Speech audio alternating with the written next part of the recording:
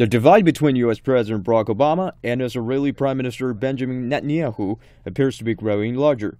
While both leaders have staked large parts of their political legacies on resolving Iran's nuclear ambitions, they have differed vastly in their approaches.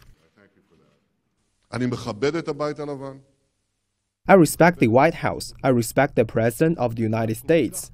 But in such a fateful matter that can determine if we exist or not, it's my duty to do everything to prevent this great danger to the state of Israel.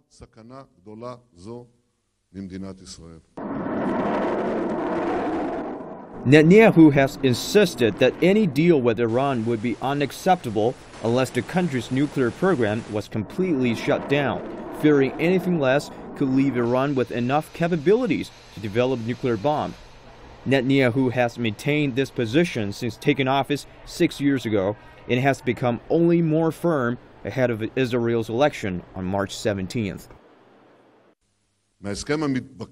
From the agreement that is forming, it appears that they have given up on that commitment and are accepting that Iran will gradually, within a few years, will develop capacities to produce material for many nuclear weapons.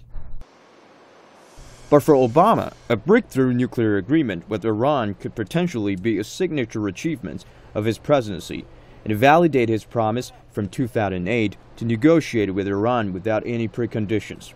But the Israeli Prime Minister is not the only one standing against him. U.S. House Speaker John Boehner invited Netanyahu to deliver a speech on Iran in Congress, a move made without consulting the White House and which has largely been seen as a rebuke to Obama. What has happened over the last several weeks, by virtue of the invitation that was issued by the Speaker and the acceptance of it by Prime Minister Netanyahu on 2 weeks in advance of his election, is that on both sides there has now been injected a degree of partisanship, which is not only unfortunate, I think it's destructive of the fabric of the relationship.